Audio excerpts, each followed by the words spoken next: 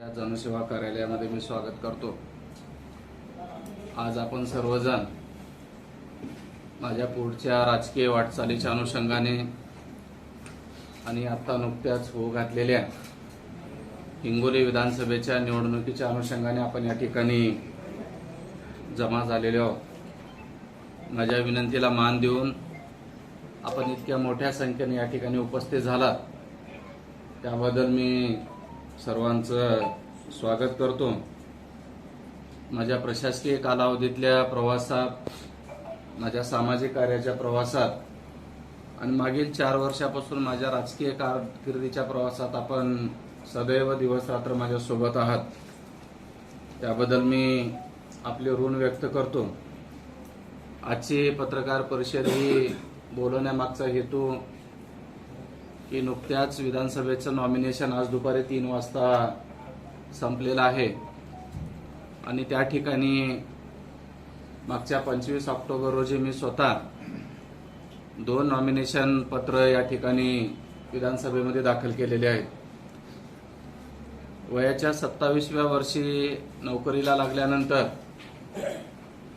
एक मोठं मनात स्वप्न घेऊन एक व्यापक स्वरूपात काम करावं, गोरगरीब, शेतकरी, अपंग, महिला, युवा वर्गांची सेवा करावी या भावनेनं आपल्या या भागामध्ये दिवस रात्र मेहनत करतो। पायाला अपंगत्व असतानाही आणि सर्व सुख सोबत असताना एक क्लास 1 ची नोकरी सोडून देऊन दिवस रात्र या भागामध्ये, ग्रामीण भागामध्ये प्रवास करत आहे। 2021 ला नोकरीचा राजीनामा दिल्यानंतर भारतीय जनता पार्टीमध्ये मी प्रवेश केला। भारतीय जनता पार्टीमध्ये प्रवेश केल्यानंतर पक्षाने संघटनात्मक जबाबदारी दिली। ती जबाबदारी वेळोवेळी पार पडत असताना अत्यंत सक्षमपणाने या हिंगोली लोकसभेचा प्रभारी म्हणून 1485 गावापैकी किमान 1000 गावापर्यंत आणि त्यातल्या किमान 150 ते 200 गावापर्यंत मुक्कामी प्रवास करून पक्षाचं संघटन अगदी बूथ स्तरापर्यंत वाढवलं। जे जे पक्षाचे आदेश असतील ते पक्षाचे आदेश प्रमाण मानून त्या पद्धतीनं भारतीय जनता पार्टीचं संघटन वाढवण्याचं या भागामध्ये काम केलं। हिंगोली लोकसभेच्या निवडणुकीच्या वेळी प्रबळ दावेदारी असताना वाटाघाटीमध्ये घटक पक्षाला जागा गेल्यामुळे पक्षाचा आदेश मानून त्यावेळेस मी शांत बसणं आणि सतत पक्ष संघटनेत काम करणं हे अभिप्रेत मानून मी काम सुरू ठेवलं। आपणाला सांगायला त्यावेळी मी ज्यावेळेस गिरीश महाजन, श्रीकांतजी भारती आणि भागवतजी कराड साहेब आले होते त्यावेळी मी इलेक्टिव्ह मेरिटच्या बेसवरती हिंगोली विधानसभेची मागणी त्याचवेळी केली होती। हिंगोली विधानसभेच्या उमेदवारीच्या अनुषंगाने अत्यंत अटीतटीमध्ये मराठवाड्यातल्या जागा आहेत त्या स्थिर ठेवल्या पक्षाने आणि विद्यमान आमदार यांना या ठिकाणी संधी दिली।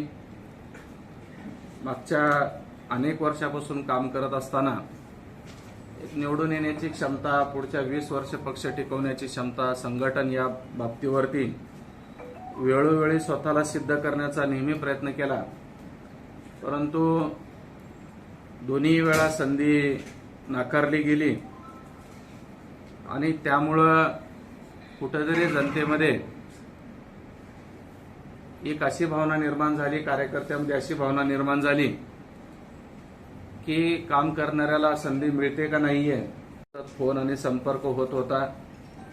त्यामुळं या विधानसभेमध्ये मी 29 तारीख म्हणजे आजच्या तारखेपर्यंत दुपारी 3 वाजेपर्यंत मला विश्वास होता की पक्ष काहीतरी निर्णय घेईल। पक्षी ही एक मोठी शक्ती असते, तो भारतीय जनता पार्टी असो, काँग्रेस पक्ष असो, राष्ट्रवादी असो किंवा मग मनसे असो, शिवसेना असो, कुठलाही पक्ष असतो, पक्ष ही एक ताकद असते। पक्षाला मला दोष द्यायचा नाहीये। कुणीही पक्षानं माझ्यावरती प्रेम केलं, मला जबाबदाऱ्या दिल्या, परंतु कुठंतरी ज्या कारणावरती मला तिकीट नाकारलं गेलं काही असे कारण त्यात मला असं वाटत नाही की तितकी क्षमता तितकी सिद्धता माझ्यात असताना मला थांबवलं गेलं, पण कुठंतरी मला अशा मनाला वाटलं की एक बार तरी आपल्याला जनतेत जाऊन स्वतःला सिद्ध करावं लागणार आहे. आणि जनतेत गेल्याशिवाय जनता जनार्दन हे कोर्ट असतं, ते न्यायालय असतं. डॉक्टर बाबासाहेब आंबेडकरांनी संविधानाने गरिबाला एका मताचा अधिकार दिला आणि श्रीमंताला एका मताचा अधिकार दिला. त्यामुळे या एक मताच्या अधिकारात मी साधारणतः हिंगोली विधानसभेमध्ये 198 गावामध्ये माझा प्रवास झालेला आहे. 208 गावापैकी वाडी तांडे वस्त्यावरती दिवस नाही रात्र नाहीये, 2 लहान लहान लेकरं असताना सोडून नोकरी सोडून मी पूर्ण वेळ काम करतोय. पक्षाने काही मला नोकरी सोडून यायला सांगितलं नाहीये, पण माझं एक स्वप्न आहे की या लोकांचं एक नेतृत्व करण्याचं, या लोकांच्या समस्या लोकांच्या अडचणी दूर करण्यासाठी एक व्यापक ध्येय करून जर मला काही कमवायचं राहत असतं तर मी नोकरी सोडलीच नसती.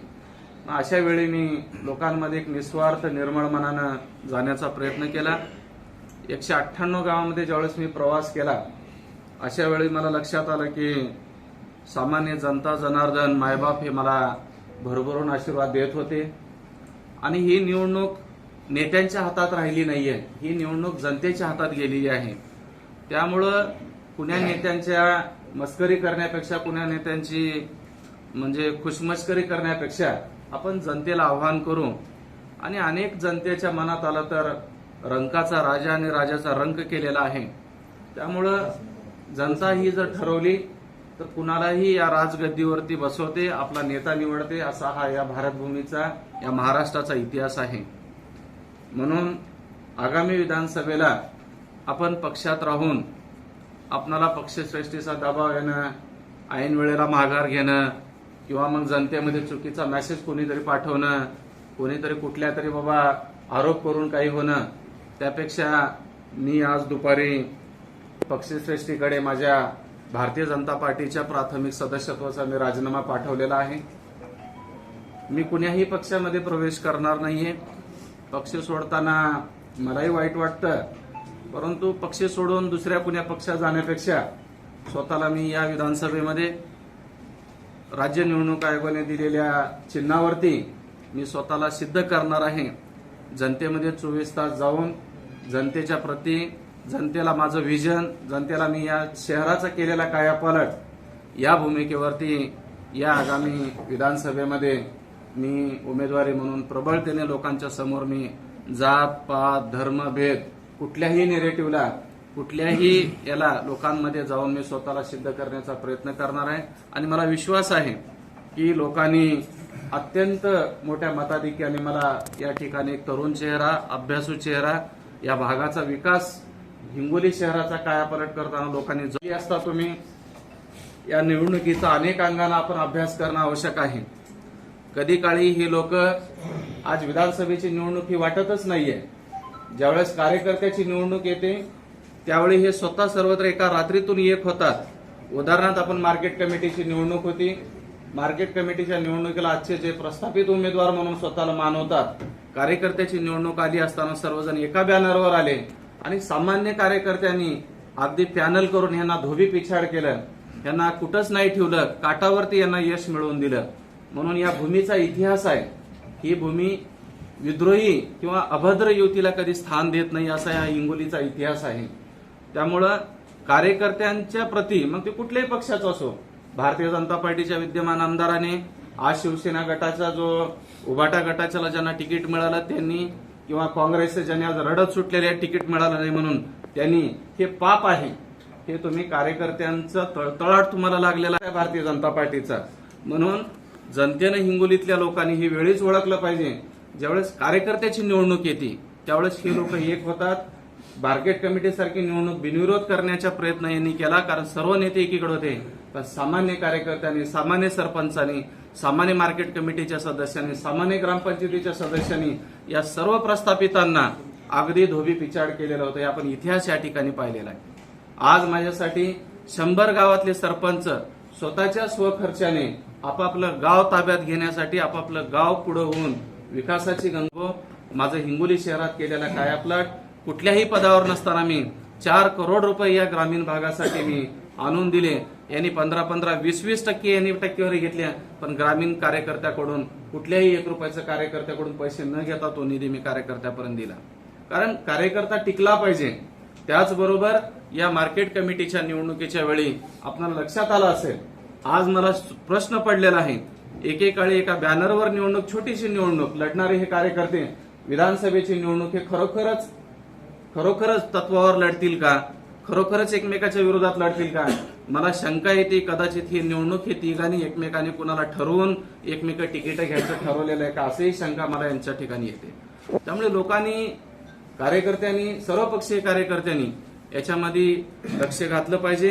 कसं आहे, नारळाची कुस्ती असली तरी हेच पकडतायत आणि इनामाची कुस्ती असली तरी हेच पकडतायत. कार्यकर्त्याला काहीतरी तुम्ही हाताला दिलं पाहिजे. हे सर्व पक्षातली भयान अवस्था आहे. त्यामुळं या निवडणुकीकडे आपण पत्रकार बांधवांनी अगदी गंभीरतेने बघितलं पाहिजे. तत्व, निष्ठा, विचार या भूमिकेवरली ही निवडणूक नाहीये. ही निवडणूक या सर्वांच्या अंतर्गत सेटलमेंटची निवडणूक आहे. त्यामुळे याला छेद देण्यासाठी या विधानसभेच्या रणसंग्रामामध्ये मी या ठिकाणी पुढे जाऊ पाहतोय. आता मला विचार वाटतोय की ज्या मार्केट कमिटीच्या सभापतीला माननीय आमदार तानाजीराव मुटकुळे यांनी बसवलं होतं, त्या मार्केट कमिटीच्या सभापतींनी आणि यांनी मिळून जल जीवन कामाच्या मध्ये बरेचसे टेंडरमध्ये यांनी कामं घेतलेली, त्याचे पुरावे सुद्धा आमच्याकडे आहेत. मग तुम्ही म्हणता की अनेक सरपंच गुन्हे होतील, जेलमध्ये जातील, जल जीवन मिशनचे कामं बोगस झाले असं तुम्ही सांगता. मग कामं बोगस करणारे आणि घेणारे कोण? आणि मग त्या सरपंचाला धमकी देऊन तुम्ही त्यांना ब्लॅकमेल करून, त्यांना प्रेशर करून तुम्ही त्यांना मतदार ओढवून घ्यायचा प्रयत्न करताय का? हा एक चिंतनाचा विषय आहे. दबक्या आवाजामध्ये अनेक गावामध्ये या गोष्टी बोलल्या जातात, पण मागच्या 10 वर्षामध्ये आमदार तानाजीराव मुटकुळे यांच्या खांद्याला खांदा लावून मी काम केलं. काम करत असताना, हिंगोली शहराचा कायापालट करत असताना कधीही त्यांनी हिंगोली नगरपालिकेच्या बद्दल त्यांनी कधी शब्द बोलत नाहीयेत. का? भारतीय संविधानानुसार स्थानिक स्वराज्य संस्था ही सार्वभौम असते. मग या नगरपालिकेमध्ये बाबारावजी बांगर असतील, दिलीपरावजी चव्हाण असतील, अशोकराव नाईक असतील, जीत महाराज असतील, बिरजू यादव असतील, गणेश लुंगे सारखे असतील, उमेश गोटे, नाना नायक, भुक्तार, त्याचबरोबर शकीलबाई, अखिलबाई, अशा अनेक नगरसेवक आहेत. या संविधानाने केलेल्या, संविधानिक रचनेनं स्थानिक स्वराज्य संस्थेने केलेल्या कामाचे श्रेय तुम्ही घेता. म्हणजे त्याच्या मागच्या काळामध्ये भाऊ पाटलांनी ज्यावेळेस आमदारकी भोगली त्यावेळेस कधीही नगरपालिकेच्या कामाचं त्यांनी श्रेय घेतलं कुठं दिसलं नाही. त्यामुळे माझा हा त्यांच्यावरती, विद्यमान आमदारावरती आक्षेप आहे. हिंगोली शहरातली कामं केलेले हे सर्वपक्षीय नगरसेवकांनी, स्थानिक स्वराज्य संस्थेने केलेले, असा माझा ठाम विश्वास आहे. त्याचबरोबर तुम्ही गावागावामध्ये आज 198 गावं फिरताना मी पाहिलं, प्रत्येक गावामध्ये भांडणं लावून दिलेली, तुम्ही प्रत्येक गावामध्ये तुम्ही कारनामे केलेले, प्रत्येक गावामध्ये तुम्ही डिस्क्वालिफिकेशन केलेले आहेत आणि प्रत्येक गावामध्ये 2 गटामध्ये भांडणं लावलेले. तुम्ही जर थोडं उघड्या नजरेनं जर पाहिलं असाल तर तुम्हाला त्या गोष्टी लक्षात येतील. त्यामुळं गाव स्थिर न ठेवणे, समाज स्थिर न ठेवणे, शहर स्थिर न ठेवणे, गुंडगर्दीच्या नावाखाली तडीपाऱ्या करणे चुकीचे. आपणच पीआयला त्याला घेऊन सांगणे, एसपीला, की नाही नाही आमचा कार्यकर्ता आहे, आणि पाठीमागं सांगणे की तुम्ही त्याला तडीपार करा. अशा दुटप्पे भूमिकेमुळे या शहराचं स्थैर्य, या शहराचं अस्तित्व हे धोक्यात आलेलं असं माझं स्पष्ट मत आहे. आणि याचे माझ्याकडे पुरावे आहेत. मी ज्यावेळेस बोलतो त्यावेळेस त्या गोष्टीचे माझ्याकडे पुरावे असतात आणि त्याची क्षमता आहे.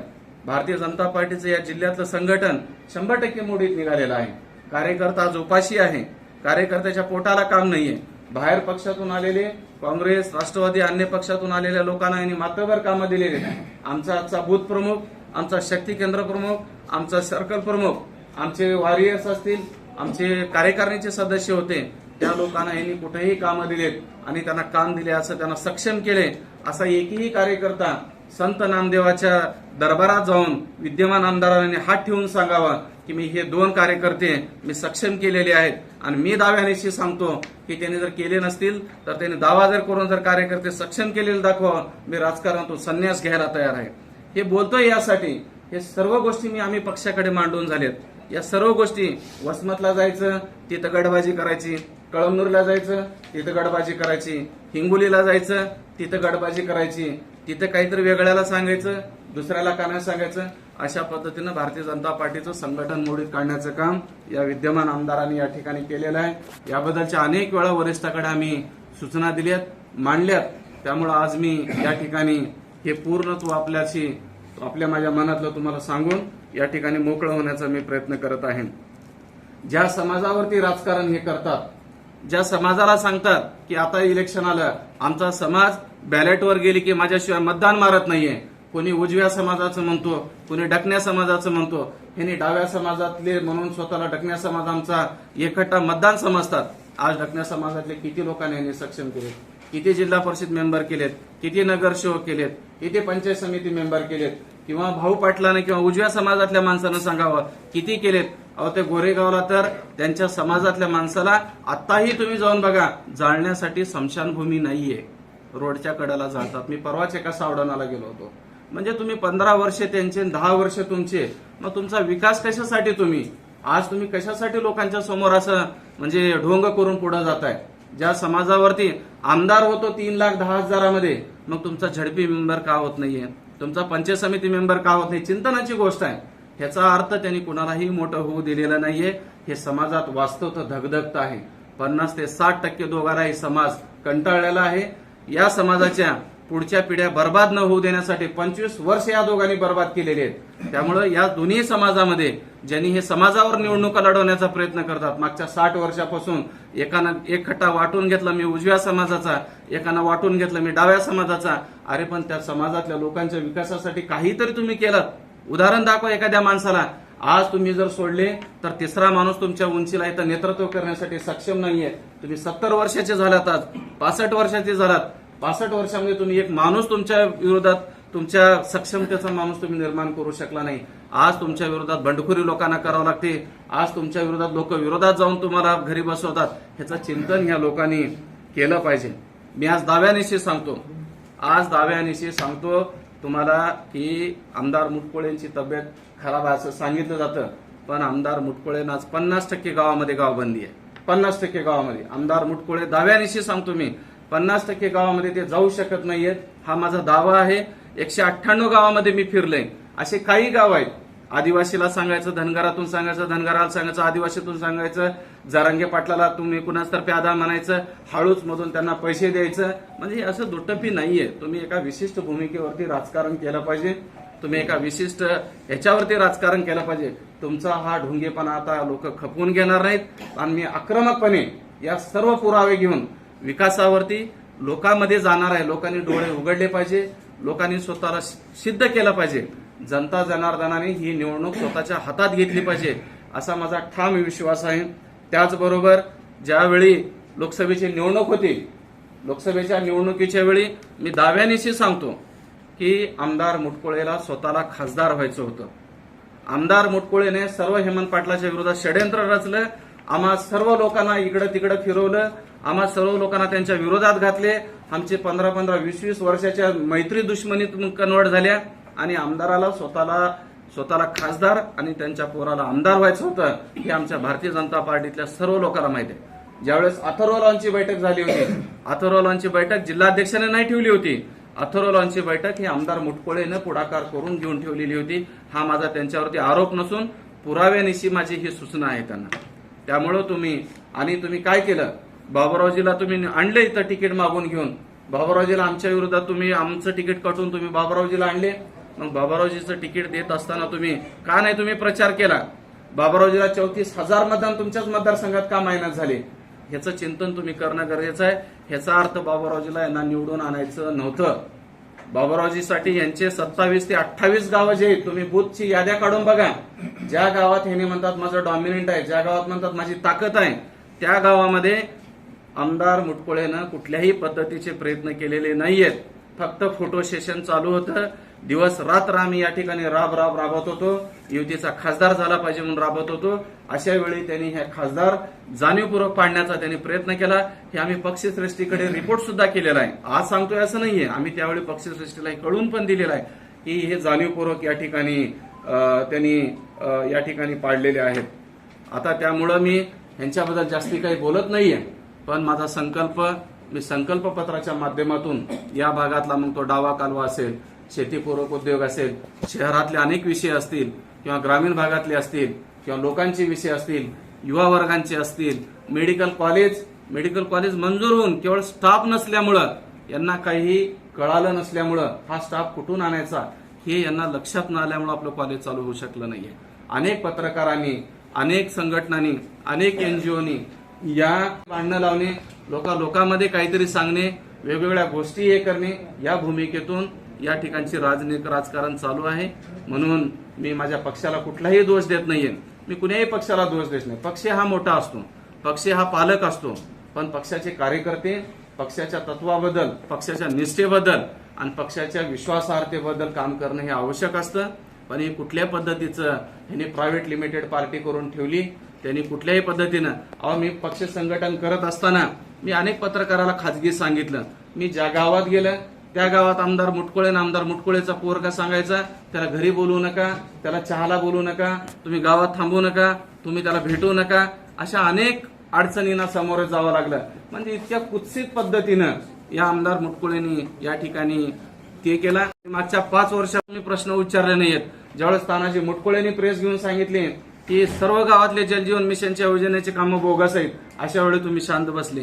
का बसले? त्यावेळेस तुम्हाला तडजोडीचं राजकारण करायचं होतं, तुम्हाला दोघात एकमेकाला तडजोड करायची होती, म्हणून तुम्ही हा पाऊल उचललेलं नाहीये. जनता जनार्दन सर्वच पाहत असते, जनता कुणाला बोलत नसते. म्हणून या भूमिकेनं आज मी या ठिकाणी दुपारी 3 वाजता मी पक्षाच्या सर्वस्व प्राथमिक सदस्याचा, मी पक्षाला बिलकुल दोष देत नाहीये, पण मी पक्षाला सिद्ध करून दाखवल की रामदास पाटील हा जनतेतलं नेतृत्व आहे.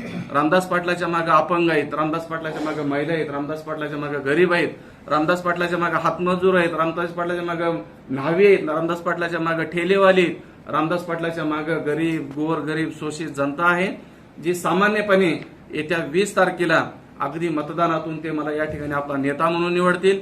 आणि अतिशय विक्रमी मतानं मी दिवसाचं रात्र करेल, 24 तास लोकात जाईल आणि लोकांना मी सांगेल की तुम्ही कसोटीवरती, तुम्ही जिंकण्याच्या कसोटीवरती, कामाच्या कसोटीवरती तुम्ही स्वतःला आत्मपरीक्षण करून तुम्ही या सर्व नेत्यामधला एक चांगला चेहरा म्हणून तुम्ही माझ्या पाठीमागे राहा, असं मी जनतेला मी आवाहन करणार आहे.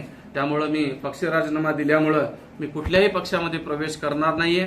मी स्वतः अपक्ष म्हणून जनतेमध्ये जाईल, लोकांची सेवा करेल आणि लोकांमध्ये जाऊन लोकांना आपलंसं करेल, लोकही मला आपलंसं करतील अशी मी लोकांना विनंती करतो. आणि आपल्या मार्फत या हिंगोली विधानसभेतील, हिंगोली जिल्ह्यातील सर्व मुटकुळेंची लढाई हे 4थ्या जागेसाठी असेल, भाऊ पाटलाची लढाई ही 3ऱ्या जागेसाठी असेल आणि महाविकासची लढाई ही 2ऱ्या जागेसाठी असेल. आणि रामदास पाटील हे विक्रमी मतानं या हिंगोली विधानसभेमध्ये 20 तारखेला मतदान घेतील आणि 23 तारखेला मला गुलाल लागेल. धन्यवाद.